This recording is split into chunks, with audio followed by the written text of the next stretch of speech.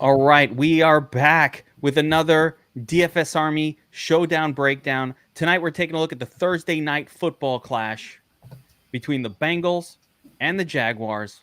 46.5 point total. Bengals, 7.5 point favorites. Where my turds at?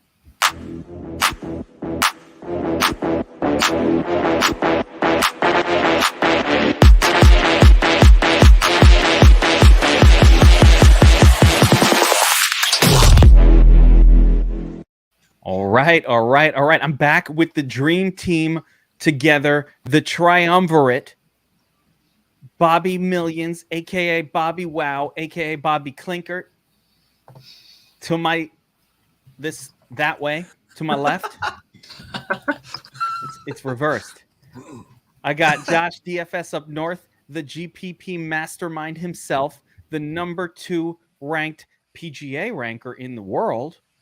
That's a pretty fucking impressive title, my man. Yeah, right.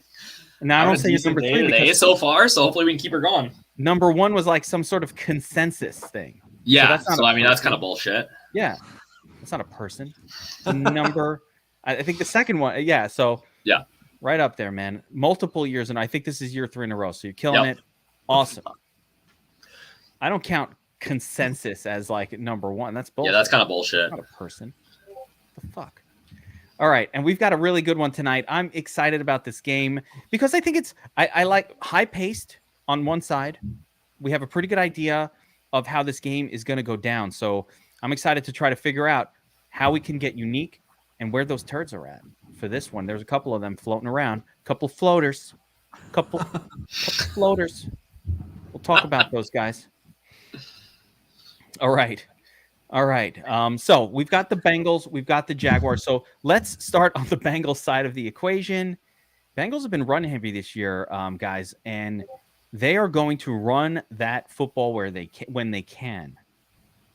So, right off the bat, Joe Mixon at running back, really, really great workload. He's getting all of the rushes, 75% last week, 83% on the season. Not a lot of passing game work for Joe Mixon so far. But we'll have to see if that trend continues. It's not like they're throwing to someone else. So we'll see how that goes. T. Higgins out for this game. And what we saw last week was that did lead to a little bit of an increase in target floor for both Jamar Chase and Tyler Boyd. Take a look at these elite target share numbers, guys. I love this. 30%. You can count on them to get a lot of targets. Can't count on Burrow to throw a lot of passes this season. Their target volume is down, but the concentration of the offense in these two guys' hands, I mean, just look at these. Now, can you guys see this at home? I don't know. I'm never can you see this, YouTube people watching? If you like these numbers, it's 30% last week target share for Boyd and Chase. That was with T. Higgins out. When Higgins was in, they were all around 25. So all of those targets pretty much shifted over to Chase and Boyd. Now we got a couple of turds, couple floaters. And this is where I want to talk to you guys both about them. Auden Tate, Mike Thomas, not to be confused with Michael Thomas, different guy. But Auden Tate, Mike Thomas going to fill in for T. Higgins. And last week it was Tate on the field, but Thomas that drew the most targets. So, Bobbywow, what's your take in this situation? Because this is an important DraftKings turd, right? These guys are sub 1K. You've got Auden Tate going to be on the field, or if it goes like last week, 60% of the snaps. And then you have Mike Thomas, who comes in kind of for less of the snaps, but got more targets at least last week. We talked about this a little bit beforehand, and I think at the end of the day, it would not surprise any of us if one of these guys was in the Nuts lineup. Yeah. They're way too cheap. They're gonna see some snaps, some targets because T. Higgins is out. If I have to pick one, for me, it's Auden Tate. I love seeing the snap percentage up around 60% compared to 20 for the other two guys. And Auden Tate's a guy that we've seen have some success before. I think maybe it was even last year where he ended up catching a couple touchdowns. He was involved in some of the game flow. And so for me, I think you need exposure to at least one of those guys. If I got to pick one, it's Tate. Preference Tate. Josh, any lean for you on this situation? Yeah, I mean, you go with the volume, right? Like we've talked about this before, is with opportunities. Like Tate is going to be the guy, but he's also going to carry twice as much or more ownership, right? So I don't think there's anything wrong with taking some stabs on Mike Thomas or Trent Irwin or Morgan Stanley or whatever his name is there, the fifth or sixth guy there. Like Morgan Stanley is an awesome name.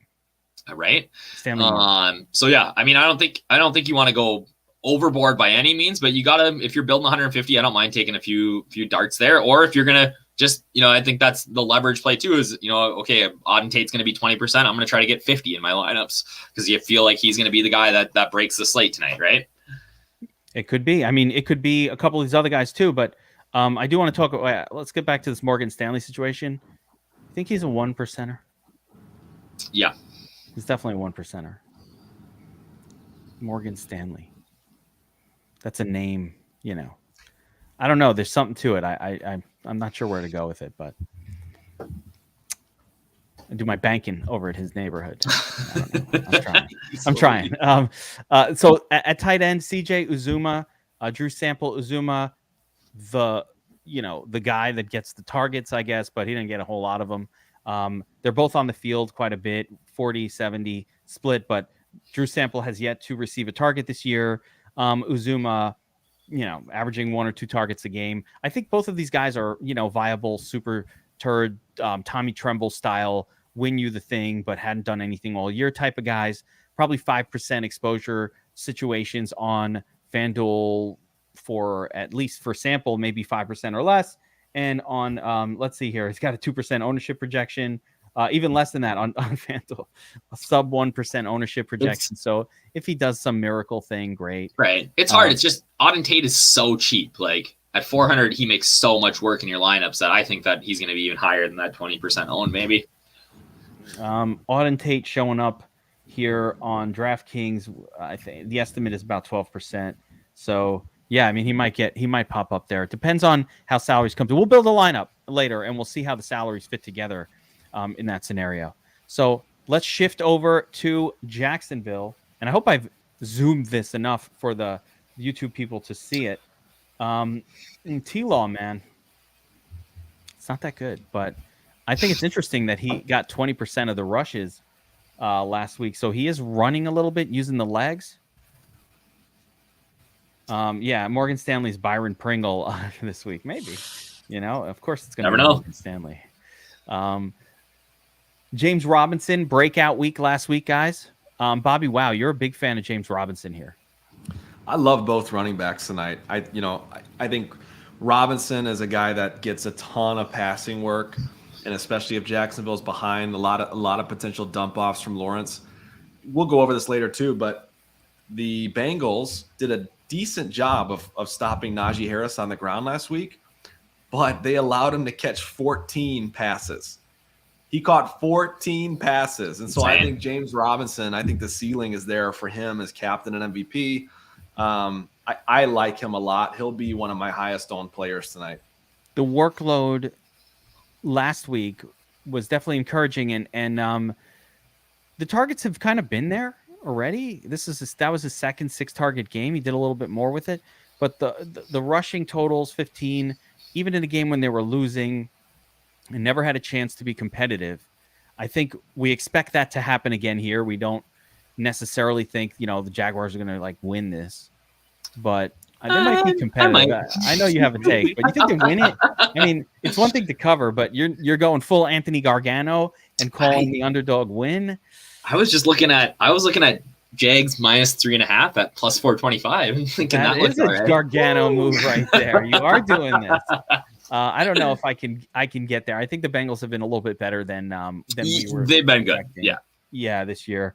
Carlos Hyde, he's in the mix too. He's a vulture. You're going to be crying if if he does something, Yeah. you don't have him, but he's getting touches. There's no doubt he can come in on the goal line and steal a touchdown at 1,800 on it's not even 1,800. Yep. This is captain.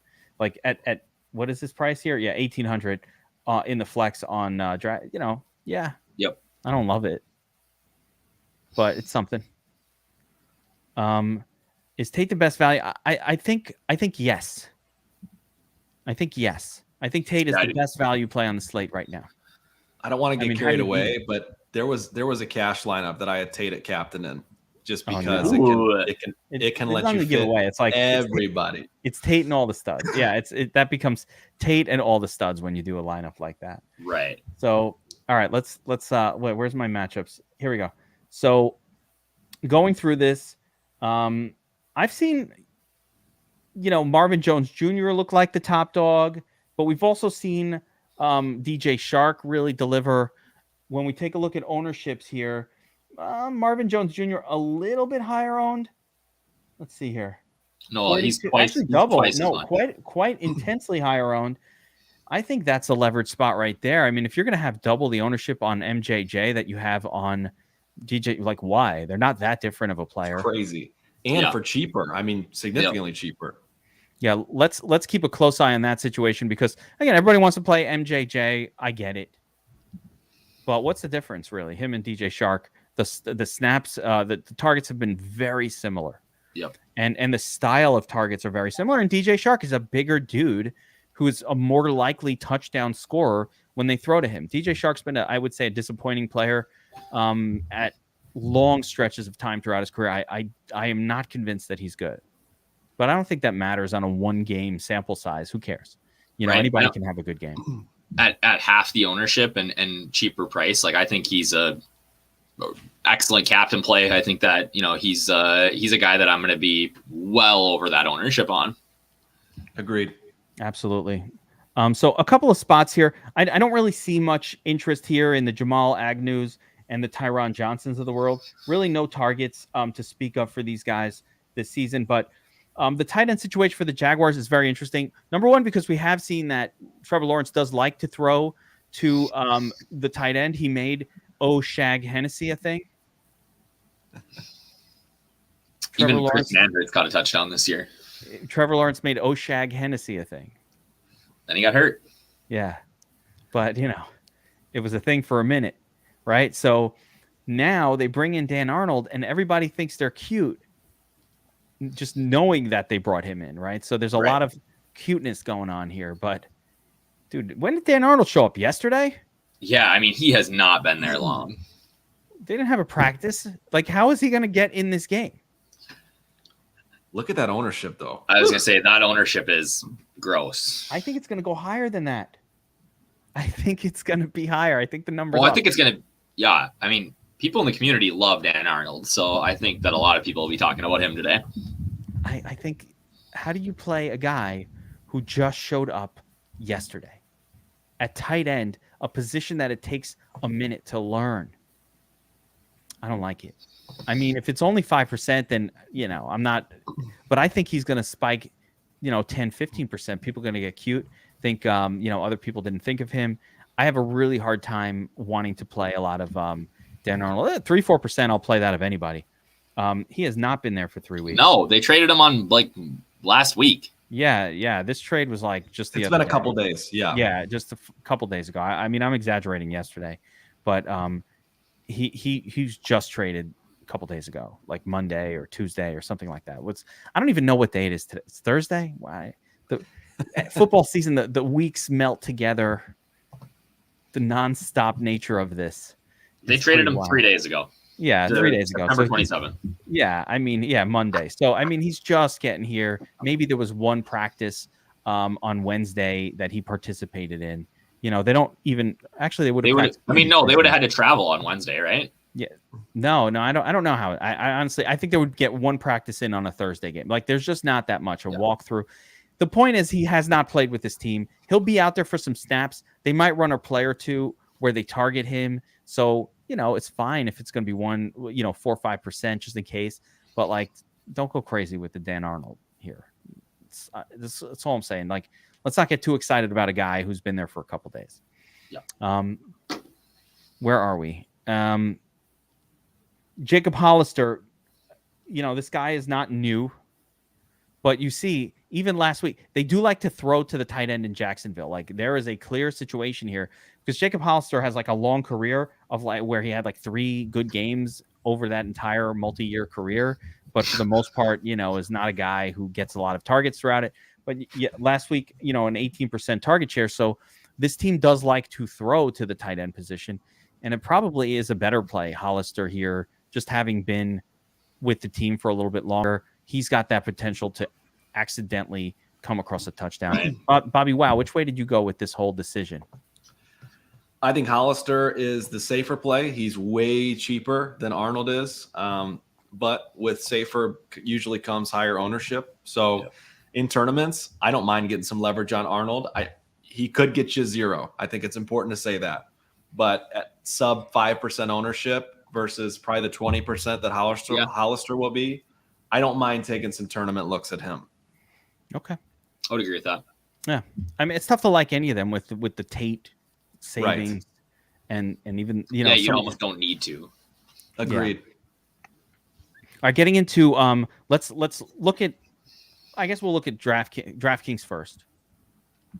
And the MVP spot or the captain spot on DraftKings here. And Bobby, you've got Joe Burrow.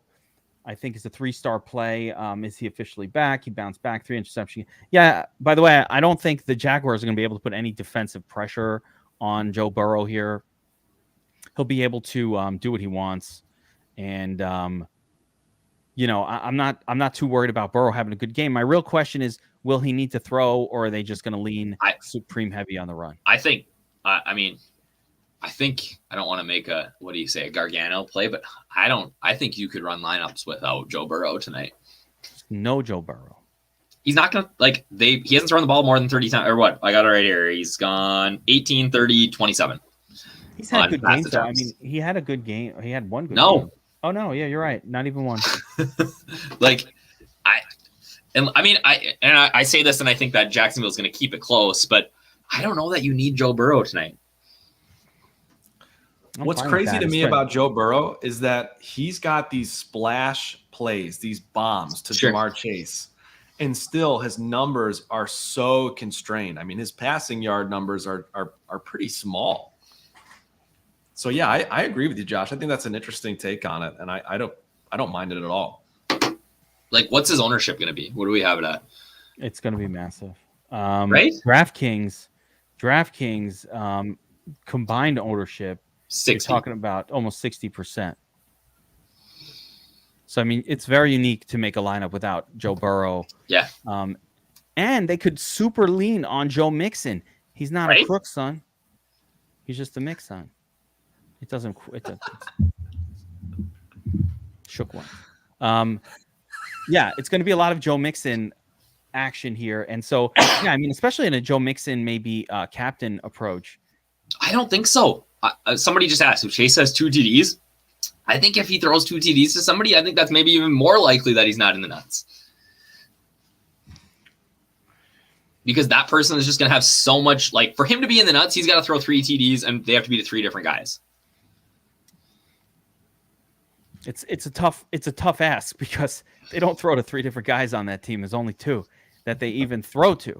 So, I think it's a big ask. And so what you could say is, listen, the math doesn't necessarily work. If you've got Chase and you've got Boyd in the lineup together, there's no room for, there's very little room for Joe Burrow, especially if you're trying to, get one of these types in there as well. And, now we got to use one of these, or you got to force in a turd or I just think the math works out where you don't necessarily, and I could be completely wrong here, right? I mean, this game, we know in Showdowns, in a 1-game sample size, things are insane. We don't really know, but I think that mathematically it looks, the way that I'm kind of looking at it is that you can play Chase and Boyd and Mixon, and you don't necessarily need him, right? Chenault. Yeah, I mean, it has to be Chenault in this version, but I'm trying to see if I could do it better, but yeah, I mean, that's about what you could do with this. I like Robinson or something like that, or Trevor. Yeah, I'd want to get James Robinson there. Yeah, or Trevor or one of these guys. But yeah, I mean, you do see if you leave out if you leave out Burrow, you're less forced to like throw Chenault as your captain or throw like an Audit Tate in there. You know, Sure. I know Bobby's got an idea for cash where it's the afford everything lineup where I you like just that. do. Yeah, I mean, you just do Tate, and then you just go, all right, start at the top. 1, Boom, 2, boom, boom, boom. 3, 4. You know, like the afford everybody lineup, as they say. But even that doesn't afford everyone. What the fuck? If you take Burrow out, you can afford everyone. That's when Bobby said that earlier. That's what I did when I mean, like, wait a minute, you can kind of afford everybody as long as there's no Burrow in there. So that's definitely an interesting approach. And I don't think you could play a cash line. I don't know about playing cash without Burrow in it, but I don't play much cash on these slates anyway. It's hard to. It can be done, but it's not my favorite approach for the showdown. So looking further through the captain spot here, who do you love here, Josh? Like, or actually, Bobby. I'm asking Josh. Bobby. So Joe Mixon, of course. Who are your other favorites at the captain spot today? I love, and Josh mentioned it earlier, I love getting leverage on DJ Chark. He is criminally underowned as both captain and flex. So I wrote it up in my notes quite a bit. I like Chark in tournaments. I also like Chenault in some tournaments as well. I think there's a lot of similarities between him and Ayuk and what we've been seeing. I think the Jaguars clearly want to get him more involved. And so he's another guy that in tournaments, it's really easy to get some leverage on. And then, the other guy, a lot of Jaguars, but the other guy I'll definitely be overweight on is James Robinson. Yep. I think, sub 8% ownership on him is price. Crazy to me. At his price too. I mean, maybe I'm wrong thinking that the Jags can compete here, but on a Thursday, I think that this is a better game. Yeah, I think this is a good setup for them. People are going to look at the Bengals and say, their defense is so good. The truth is they've way outplayed their potential. And their secondary's hurt. Everybody in their secondary's hurt. Like all their defensive backs are hurt. Right. No, the defensive backs from every team are hurt. Well, that's true. Yeah. The only thing holding me back on the Jags is Urban Meyer. Like, and I hate to make decisions based on coaches, but he's fucking terrible. Like, you gotta hate the face. Hate the face. Yeah, there you go. Urban Meyer, hate the face. Urban, are you gonna take the USC job? I don't know. You're right. He's been recruiting already. Like, I don't know. I know. I want him to take PJ Fleck from my guys. Yeah. I mean, I feel I always like pass catchers in the captain on FanDuel, on DraftKings, and so these guys make sense. Tyler Boyd also. Tyler Boyd's gotten more targets for Cincinnati than Jamar Chase has, even if Chase has had the sexier touchdown scoring targets. So I like all of these pass catchers. I'm going to probably just not play any type of quarterback. I don't play quarterbacks at at captain on DraftKings. I understand that will lead me to missing out on winning some of these once in a while. Yep. But if I do it every single time that we play, over time, I believe that will lead to more profitability. So that's just how I do's it unless he's a running quarterback, unless he's got legs and he knows how to use them. I am not playing quarterbacks at captain on DraftKings. So I just fade it every time. I'm not saying for those of you who are watching this that you have to do that. I don't want you to at me when it doesn't work. I don't need your when Trevor Lawrence runs in like 3 tonight. I don't need my Twitter fucking at thingy exploding with thanks for the call. Like, I don't need to know that because when it happens, I've already lost my own money. I don't want to know about you. Like, that's the thing is like people like get kind of antsy about play. Like, if I'm telling them I'm playing that, like I'm losing money too. Yeah, I don't need you to remind me that I lost money tonight. I already have that. I have a bankroll thingy that I can look at, and I know it myself.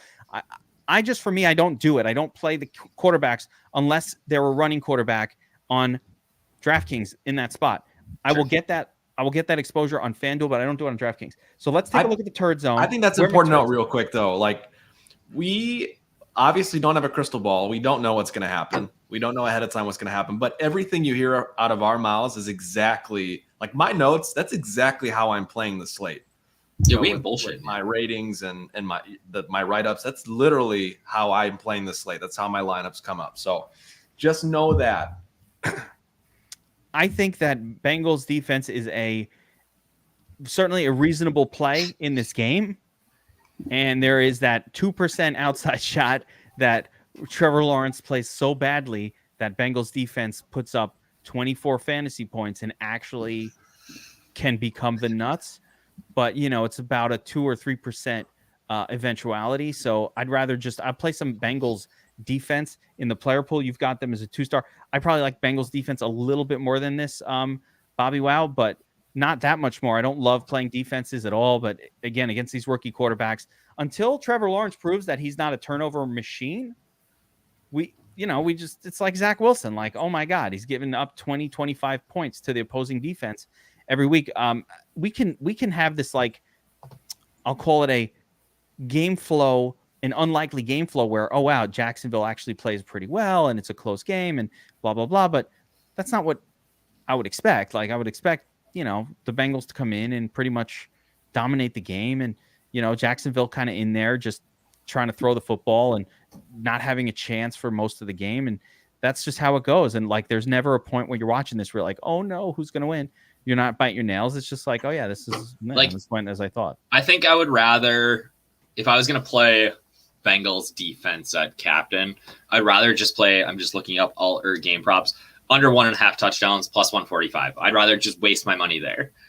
Like, because that's what you need, is you need the Jags to not score, right? Because the points just get cut so hard on DraftKings, especially in the captain when you're 1.5xing. Once they score, like, it's almost defense is dead. It requires 2 defensive touchdowns and then some, which we've seen. It can happen. Kyle, this fellow is from Jacksonville. He's got a Jaguars like avatar, and he's asking about a heavy dose of Robinson and Hyde. I don't know, man. Like, when has Urban Meyer done any sort of heavy dose of running so far in the first 3 games? We have not seen that from them. So I think if they're going to do a heavy dose, it should be a heavy dose of only Robinson. I don't know why Carlos Hyde is on this team. I don't know why they use him. It's like the Jets last season with Frank Gore. What are you learning about when you're 1-15 by rolling Frank Gore out? Like, what do you plan? What's the end game here? Like, to figure out if a 37-year-old running back can still do it? Who cares? I mean, yeah, I think you'll get some Hyde tonight. Like, but I think Kong brings up a good point. Like, yeah, you gotta play some backup running backs just in case somebody gets hurt, right? Like, whether that's Carlos Hyde or Samaje Perine, Let's talk about Samaje Perine a little bit in our narrative that we like to cover every single week to cover our bases. And a reminder, before we jump over to FanDuel, we already talked about these turds, so I don't need to go back to it. So instead, I'm going to use this moment to remind people. And by the way, only one kicker eligible on DraftKings tonight. Only the Bengals kicker. They did not add this late add kicker from the Jaguars to the player pool, so we don't have to worry about that on DraftKings. But what I wanted to say here, Joe Mixon, Bobbywow, odds of Joe Mixon getting hurt in this game?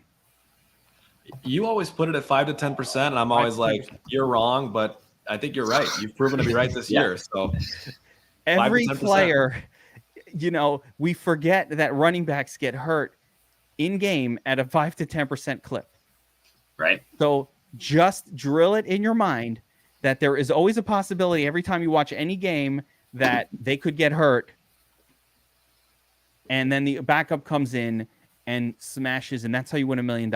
That's how you win $500,000. You're not going to win on the 70% scenario. You're going to win on the 5% scenario. Yep. So always account for it when you're making 150. Don't do it if you're only making one lineup, because it's not fun to watch the game just hoping for a player to get hurt. You're a sick person if you do that, and you should be seeking help, you fucking evil bastard. Stop rooting for bad things. Never do that. But yeah, no, people who root for bad. Somebody. Let me side note. I know you got to go soon, but somebody texted me from one of my leagues, like gloating about it, a player getting hurt, right? And I'm like, dude, you should not take pleasure. I get it. I'm your rival and I have a player on my team and the player got hurt. I said, don't take pleasure in people getting hurt. That's not something to take pleasure in. So I don't want to be rooting for injuries. I love this game. I love these players and I don't want to see them get hurt ever. But if they do, I want to make $1 million because of it. And I was listening to happen. I'm sorry, but I'm happy to take the money. And, I got beans in my pocket, and I no wallet. I just put the cash right in my front pocket. It's all in there. That's how we do it. The Players Club. All right.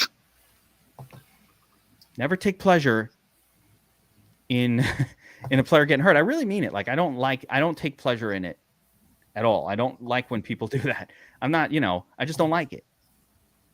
I'm not going to cry about it, but I don't like it. And if you do take pleasure in it, don't text somebody about it. Keep it to yourself. Keep your sick evilness inside. Don't share it with the world. Don't tweet out at your players when they get hurt either, guys. Don't do that. Okay. FanDuel. MVP spot. Bobbywow. Who do you like? Break it down for me. I think I'm going back to the running backs here, especially James Robinson. I love James Robinson. It looks like we're going to get him at under 10% MVP ownership on FanDuel, which we learned last week. Anytime you get running backs under 10%, that's a spot to get leverage. And the other guy that people are, I guess rightfully discounting is Trevor Lawrence. I kind of like getting some leverage on Trevor Lawrence. We know QBs and running backs are typically the best performers in the MVP slot on FanDuel. And so there is a ton of leverage to be had on both Robinson and Lawrence. So those are my two highest owned guys tonight. We've had a couple of weeks now, it seems, at least looking back, where we've had like wide receiver get it or tight end. And that's going to level out at some point, right? But I don't know that necessarily that the ownership tonight is showing that. So yeah, I think that we have a massive leverage opportunity on Trevor Lawrence here. I love it. 12% owned for the quarter. It's too low. Quarterback? 12%? I get that Lawrence hasn't been good, but he throws a lot of passes. Yeah, he throws a ton. There has been a good quality scorer. That 12% is bananas, guys. I really like. Where am I? Where is it? Oh, here we go. Yeah, that 12% MVP, not captain, MVP ownership is way too low. So that is troublesome. That is definitely an area to get. I want to be at least double this. Yep. I will tell you straight up, I'm going to get 25%. I might go a little higher than that. And interestingly, I want to know, Bobbywow, after hearing Josh's take, how do you feel about the 25% Jay Burrow situation over here? I'm always with Josh, honestly. I think he's right on. Even if Burrow throws for 4 touchdowns tonight, I think that's very unlikely. And so seeing that ownership, man, how could you not at least fade him a little bit? It's hard on FanDuel, though, right? Because we look like, is Boyd or Chase can outscore him on FanDuel? Probably not, but it's more likely for that to happen on DraftKings. Whereas, it's really just Mixon or him on FanDuel they could, I guess, but I don't know. I think I'm a little more okay with Burrow, but 22% seems really high too, doesn't it? Yeah. The odds it's fine. Of Mixon or Robinson or Lawrence outscoring him, I think are right there. So I think it's fine. Like a generic QB on FanDuel. 20, it's going to is correct.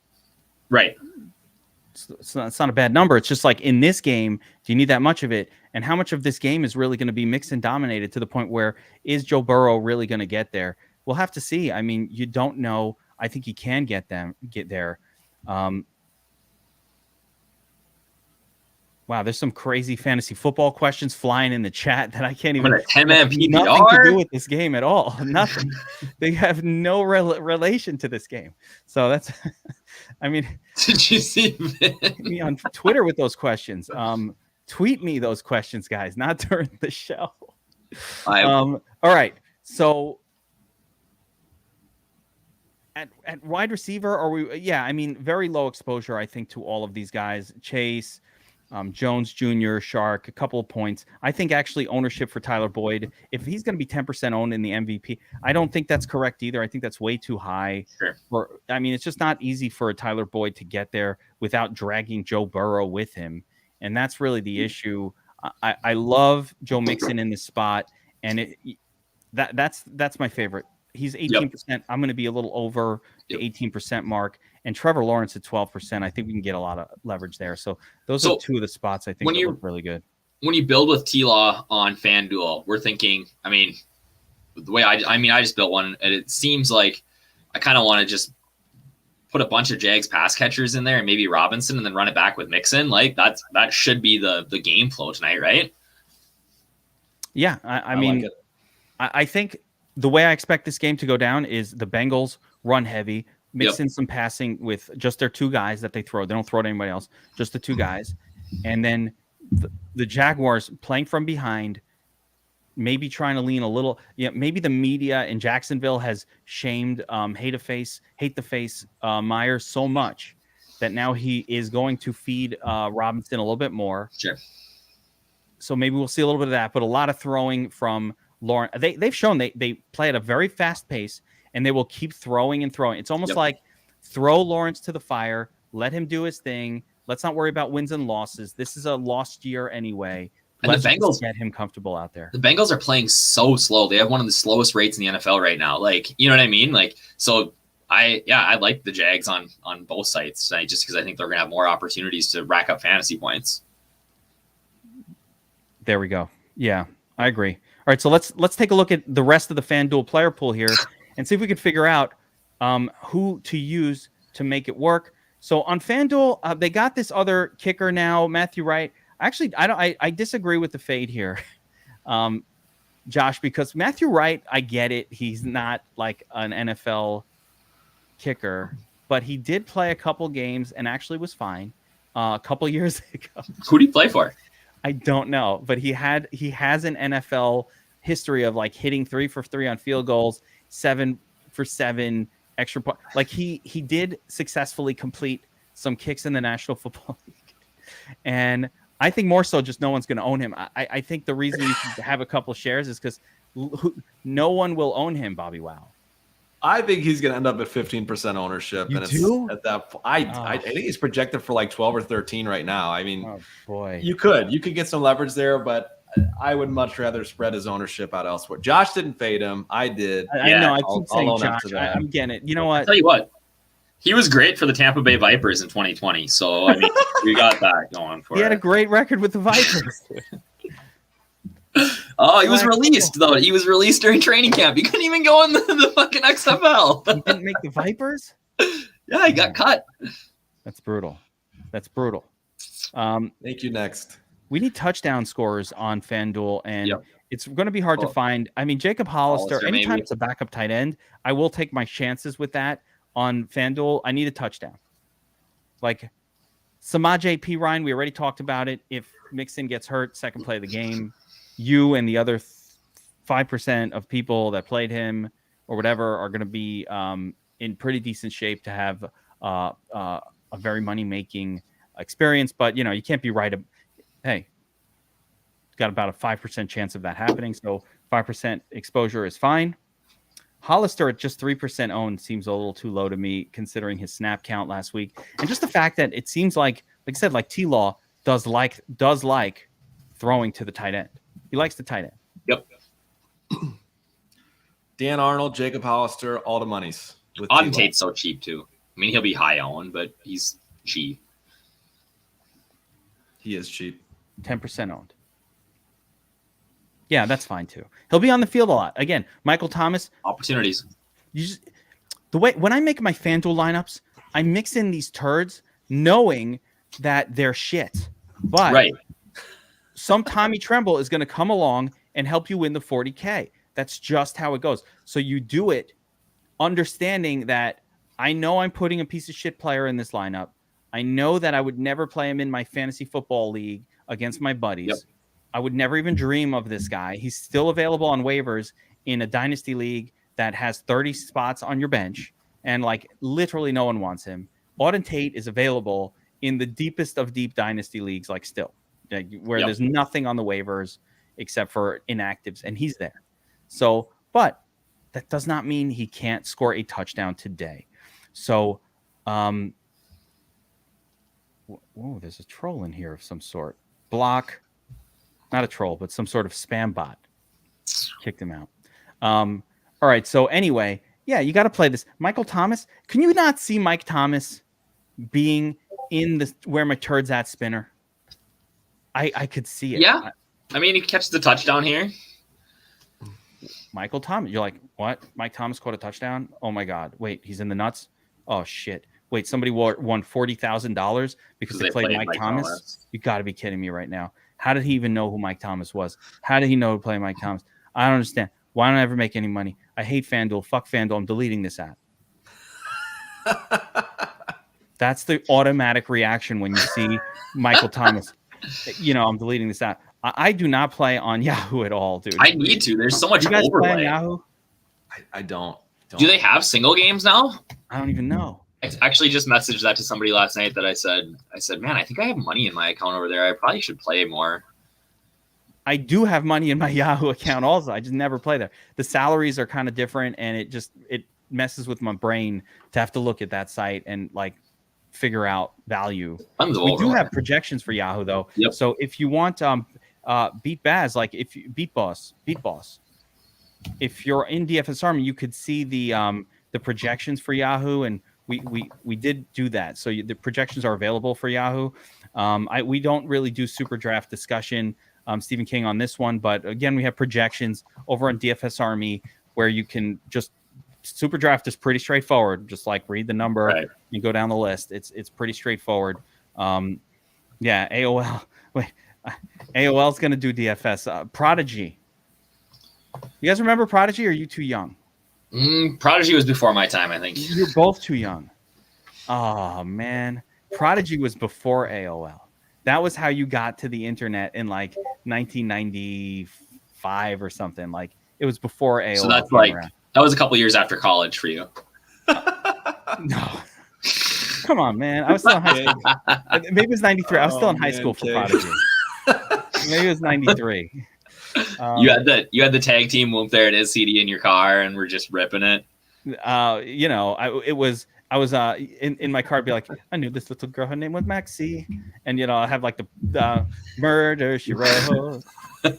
Keg's pissed because he's old too. He knows what it is. Keg remembers Prodigy, man. All right. Yeah. No, we have super draft projections, like I say, but it's just, we're not going to spend time on this doing that. But right here, if you go to DFS Army and you click right there, you got your super draft project. No one, I mean, we've crushed super draft. It's crazy. Look at the leaderboard. So we love that site, and we crush on it because our projections are better than, whoever it is. So, yeah, there was a lot of, what else there was a lot of Dr. Dre going on when I was cruising in high school on Prodigy. I wasn't cruising. I was sitting at a computer on Prodigy, dialing up with my modem. All right, that'll do it for the Showdown breakdown. Bengals, Jaguars, let's fucking get this. I've got 150 lineups to put in on FanDuel tonight, and only 20 on DraftKings so far, because I'm protesting the $15 entry point for their MME tournament, and I can't seem to access anything under $5 on that site or a $5 one. I'm like, can I invest $750 instead of $2,200? I'll pay more. Can you guys? I'm going to write to the DraftKings people and tell them I'm sick of this shit. Do a fucking $5 contest already, or a 7 or a 9. Stop sucking money out of my pocket. It's hard to win these things. So, all right, guys, that'll do it for this one. Good luck tonight on the Showdown. Remember, we'll be back tomorrow for DFS Army VIPs with the Wolfpack. And, of course, I will be back on Sunday, Players Club, Blue Moons, and DFS Crushing, all in one action-packed hour and a half. I will see you next time. See you guys. Yep. See everybody. Here we go. Deuces, everybody.